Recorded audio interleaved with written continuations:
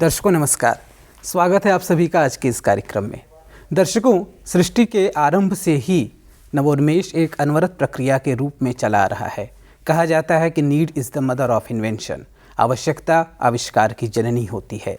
जैसे जैसे आज के समय में हमारी आवश्यकताएं बढ़ रही हैं, प्रतिदिन नए नए आविष्कार आ रहे हैं, चाहे वह प्रोडक्ट हो, चाहे प्रमोशन हो, उनका प्राइसिंग हो, उनका प्लेसमेंट हो, हर जगह डिजिटल ने अपना जगह बनाया है। माननीय प्रधानमंत्री श्री नरेंद्र मोदी जी भी डिजिटल इंडिया की बात करते हैं, वोकल फॉर लोकल की बात करते हैं। ऐसे में आज इनोवेशन के क्षेत्र में कैरियर की असीम संभावनाएं हैं और इन्हीं संभावनाओं पर चर्चा करने के लिए आज इस वक्त हमारे साथ स्टूडियो में उपस्थित हैं काशी हिंदू विश्वविद्यालय में फैकल्टी ऑफ विजुअल आर्ट्स में डिपार्टमेंट ऑफ अप्लाइड आर्ट्स के head professor Manish Arora sir. बहुत बहुत स्वागत है सर आपका हमारे इस कार्यक्रम में। हम अपने दर्शकों के लिए आपसे यही जानना चाहते हैं कि इनोवेशन आज जिस तरह से माननीय प्रधानमंत्री जी लगातार कह रहे हैं कि बदलता भारत, विकसित भारत, ऐसे में इनोवेशन की क्या संभावनाएं हैं, क्या महत्व है? बहुत अच्छा आशुतोष जी, आपने बड़ा अच्छा प्रश्न उठाया और आपने बताया भी कि आवश्यकता जो है वो आविष्कार की जननी है। इसके बारे में मैं बताना चाहूँगा कि जब से मानव प्रजाति उत्पन्न हुई है तब से हम लोगों ने बहुत अलग अलग तरीके के अपने जीविकोपार्जन के लिए, अपने जीवन को और सुविधाजनक बनाने के लिए बहुत सारी ऐसी नई नई खोजें की हैं। जैसे अगर हम सबसे पहले शुरू करते हैं तो आग की खोज हुई, फिर पहिए की खोज हुई, उसके बाद फिर खेती बाड़ी की खोज हुई, फिर हमने एक समाज भी विकसित किया जो अपने आप में एक बहुत बड़ी खोज रही है कि सामाजिक रूप से हम कैसे संगठित रहें। और फिर वो देश परिवेश बदलता गया समय के साथ, तो प्रागैतिहासिक काल से लेकर हम लोग आज तक इस दौर में आ चुके हैं। वर्तमान समय में सबसे अच्छी बात क्या है कि आपने भी इस बात का जिक्र किया है, 2014 से जब से वर्तमान सरकार आई है माननीय प्रधानमंत्री जी नरेंद्र मोदी जी के दिशा निर्देशन में, तो लगभग उनका एक मिशन, एक विज़न और पूरा एक एक्शन प्लान रहा है इस बारे में। उन्होंने सबसे पहले ये किया कि संगठित किया, सारे मंत्रालयों को इस बारे में बताया, सारे मंत्रालयों ने इसके बारे में एक्शन प्लान बनाया और बहुत विभिन्न तरीके की स्कीम समाज के हर वर्ग के लिए लेके वो आए और जिसमें बहुत सफलता मिली है। मैं जैसे बताना चाहता हूं कि हायर एजुकेशन इंस्टीट्यूशंस के लिए उन्होंने कई सारे तरीके की स्कीम्स लाई, जिसमें सबसे बड़ा तो था कि startup India movement, digital India उसके बाद आया। स्टार्टअप इंडिया मूवमेंट अपने आप में इस देश में नवोन्मेष या आविष्कार या इनोवेशन या डिज़ाइन, इस पैरामीटर को रीडिफाइन करने के लिए बिल्कुल चेंज ओवर रहा है। उसके आने के बाद एक आम आदमी में, एक शिक्षक में, एक छात्र में, उसके परिवार में, लोगों में कम से कम एक ये भावना आई है, उसके अंदर एक ये मनोभावना उत्पन्न हुई है कि हाँ, हम अगर इस नज़रिए से भी काम करेंगे तो इस काम में हमको सफलता मिलने के चांसेस हैं। जैसे सरकार की मनोदशा है कि हर आदमी नौकरी ही न ट्राई करें, उसके लिए बहुत सारे और ऑप्शन है कि 2-4 लोगों को नौकरी भी दे। तो स्टार्टअप इंडिया एक ऐसा ही मूवमेंट है। बस इसके साथ एक ये है कि ये एक प्रक्रिया पूर्वक कार्य है। ऐसा कुछ नहीं होता है कि आपने बटन दबाया और आविष्कार हो गया। बटन या जो बल्ब का आविष्कार है वो भी बहुत लंबे चौड़े कार्य के बाद हुआ, तो इसको भी ऐसे ही करना पड़ता है आपको। सर, कहा भी गया है कि व्यापारे वसते लक्ष्मी, व्यापार में ही लक्ष्मी का वास होता है। और आपने बोला कि मनुष्य एक सामाजिक प्राणी है, समाज से जुड़ा हुआ है, तो समाज में हर तरह के लोग हैं, उनके लिए हम ये जानना चाहेंगे कि किस किस क्षेत्र में इसमें संभावनाएं हैं। देखिए, हर क्षेत्र में संभावनाएं। वर्तमान सरकार मतलब मैं कह सकता हूँ दिल खोल के और खजाना खोल के बैठी हुई है। इस किसी भी तरीके का आपके पास नया आइडिया आता है, नए विचार आते हैं, उसके लिए स्टार्टअप इंडिया प्लेटफॉर्म बना है। लगभग हर राज्य की सरकार का अपना एक स्टार्टअप फाउंडेशन है। हम उत्तर प्रदेश में रहते हैं, माननीय योगी जी के दिशा निर्देश में उत्तर प्रदेश में यूपी स्टार्टअप बहुत बड़ा इनिशिएटिव है।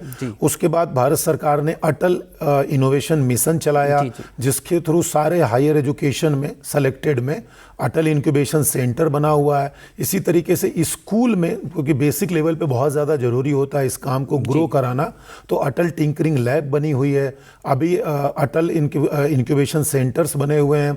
उसके बाद स्कूल इनोवेशन काउंसिल आ गई है, इंस्टीट्यूशन इनोवेशन काउंसिल आ गई है।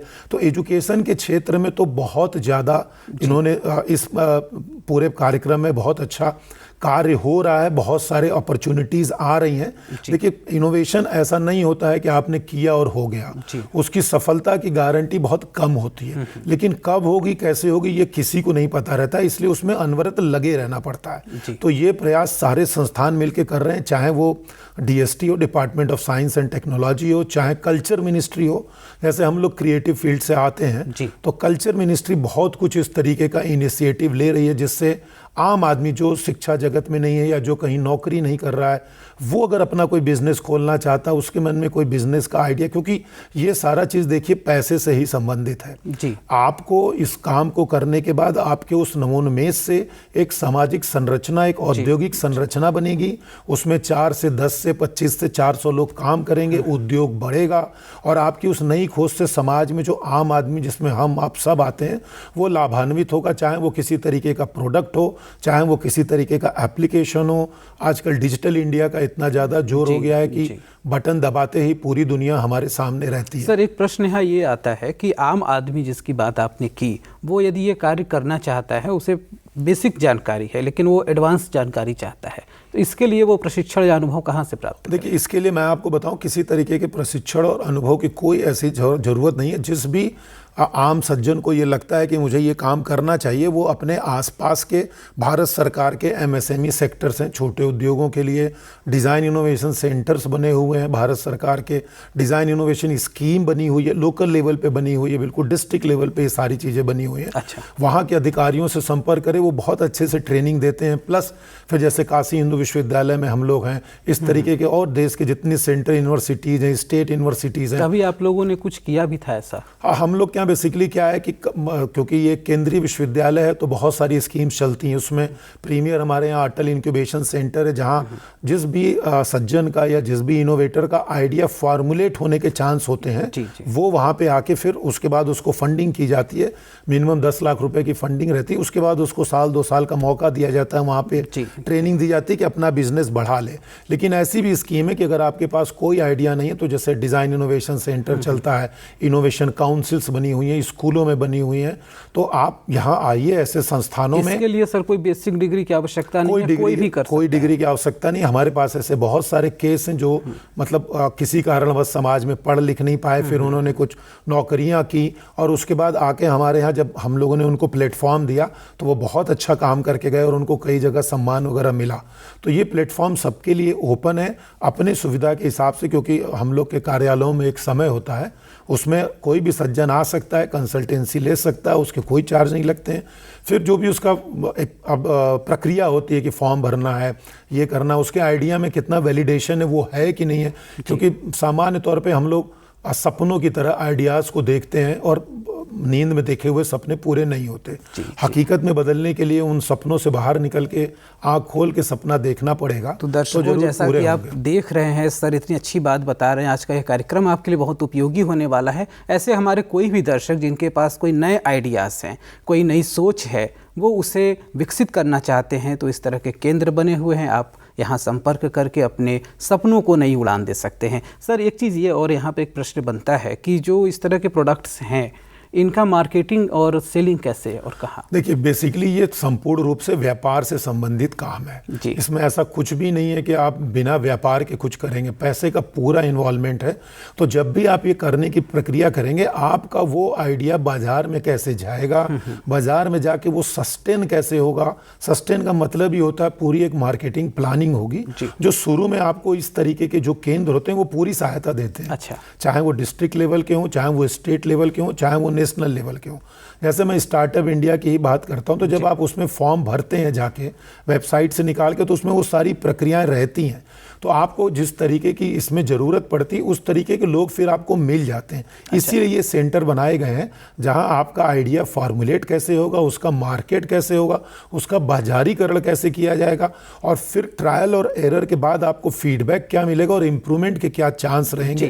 तो ये सब सुविधाएं देने के लिए ही ये केंद्र बनाया गया है। जो किसी भी प्रोडक्शन से लेकर के मार्केटिंग करके 5P होते हैं, वो सारी फैसिलिटी इन संस्थाओं में मिलती है। इन संस्थाओं सुविधाओं में मिलती है। और भारत सरकार ने डिजिटल इंडिया मूवमेंट के तहत बहुत अच्छा किया कि सब कुछ ऑनलाइन भी है जी। दूसरा क्या है कि आजकल इन सारी सुविधाओं के कारण सरकार के बहुत सारे खुद के अपने सोशल मीडिया प्लेटफॉर्म्स हैं, यूट्यूब चैनल्स हैं, उनमें बहुत कुछ ऐसी जानकारी डिटेल्स में दी हुई है जिससे आम आदमी उसको 2-3 बार जब देखेगा, समझेगा, पढ़ेगा, प्रैक्टिकल लेवल पे इम्प्लीमेंट करेगा तो बड़े आराम से सीख जाएगा, चीज़ों को समझ सकता बहुत है। आराम से। इसके साथ ही साथ सर बहुत सारी सरकारी योजनाएं भी चल रही हैं, कुछ महत्वपूर्ण योजनाओं के बारे में। देखिए, जैसे मैंने अभी बताया कि सबसे ज़्यादा बड़ी योजना सरकार की जो है वो अटल इनोवेशन मिशन है, जिसमें अटल इनोवेशन सेंटर हैं, अटल इंक्यूबेशन सेंटर्स हैं, अटल टिंकरिंग लैब है, इनोवेशन काउंसिल्स बनी हुई हैं। उसके अलावा जैसे हम लोग क्रिएटिव फील्ड से हैं और प्लस कई ललित कलाएं भी बहुत ज़्यादा हैं इस देश में। ललित कलाओं का बड़ा एक बहुत बड़ा रोल है इस हमारे भारत सरकार के में भी और हमारी संस्कृति और उसको रिच करने के लिए भी।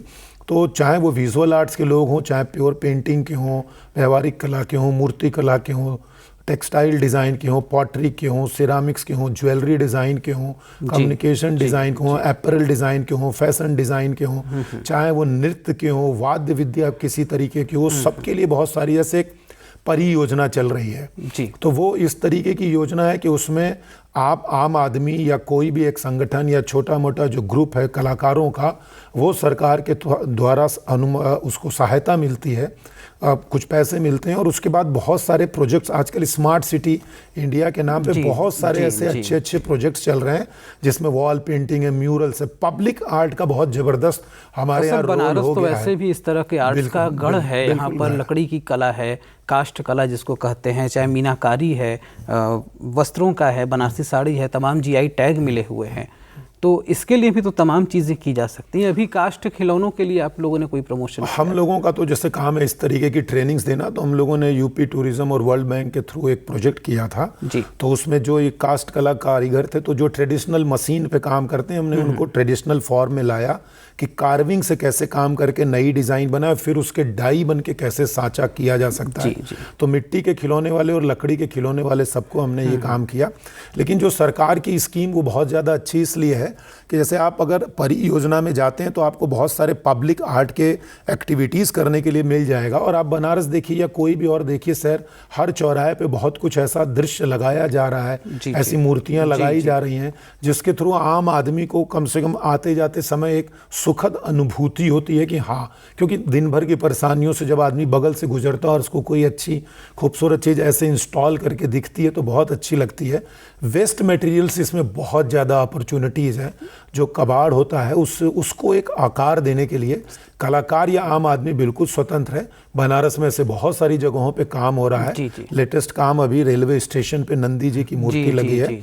उसके अलावा कुछ साल पहले ललित कला नई दिल्ली ने कुछ काम कराया था जिसका इम्प्लीमेंटेशन अब पूरे शहर में दिख रहा है। आप DLW के मेन गेट पे देखिए जिसको BLW बोलते हैं, वहाँ कुछ इस तरीके के स्कल्पचर्स लगे हैं। कुछ वेस्ट मटेरियल से पार्क बनने लगे हैं। जी। अब तो सरकारों ने ये भी शुरू कर दिया कि वेस्ट मटेरियल से पब्लिक यूटिलिटी आइटम से, मतलब पार्क में जाइए, बैठिए, वहाँ म्यूजिकल इंस्ट्रूमेंट सुनाई देंगे, इस तरीके की चीज़ें भी बनने लगी। सर, आम लोगों के साथ साथ हम थोड़ा सा अपने छात्रों के लिए भी बात करना चाहेंगे। असल में बहुत सारी चीज़ें से production manager, research and design developer या फिर इनोवेशन कंसल्टेंट या डिज़ाइन थिंकर जैसे नए चीज़ें सामने आई हैं। तो कुछ हमारे छात्र जो इन फील्ड में आना चाहते हैं उनके लिए कुछ बताएं। देखिए, डिज़ाइन थिंकिंग एक बहुत अच्छा प्रोसेस है। पिछले 5-7 साल से NCERT लेवल से भी इसमें बहुत अच्छा काम हो रहा है। कई सारे जो ग्रेट स्कॉलर्स हैं इंडिया के IITs में या सेंट्रल यूनिवर्सिटीज़ में, वो उसको इनरिच करने के लिए बहुत सारा लिखने पढ़ने का मटेरियल बना रहे हैं। और डिज़ाइन थिंकिंग इस समय पूरे दुनिया में एक ऐसी प्रक्रिया है जिसमें किसी भी काम के करने को प्रोसेस को एक साइंटिफिकली तरीके से किया जा सकता है जिससे कोई रिजल्ट मिल सकता है। तो बच्चों के लिए ही जितने हायर एजुकेशन इंस्टीट्यूशन है या स्कूल में जो इनोवेशन से रिलेटेड इनोवेशन टिंकरिंग, अटल टिंकरिंग लैब बनी है, स्कूल इनोवेशन काउंसिल्स बनी हुई हैं, इन सब का काम ही यही है कि बच्चों की मेंटरिंग करना।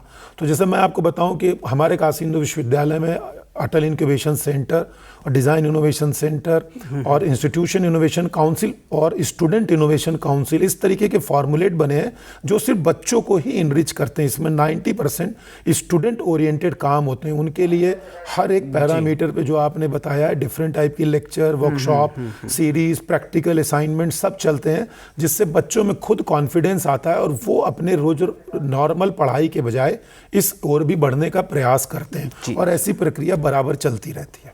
तो दर्शकों, जैसा कि आपने देखा, सर ने हमें बहुत सारी बातें बताई। कहा जाता है कि management is an art and science, प्रबंध कला और विज्ञान दोनों है। तो जो भी काम आप कर रहे हैं, अगर आप उसे इस ढंग से करते हैं, सुव्यवस्थित ढंग से करते हैं, तो उसमें आज के समय में विकास होने की, उसमें सफलता पाने की असीम संभावनाएं हैं। सर, आप हमारे स्टूडियो में आए, हमारे कार्यक्रम में हमारे दर्शकों के लिए अच्छी जानकारी दी, इसके लिए आपका बहुत बहुत धन्यवाद। और अब दीजिए अनुमति। नमस्कार।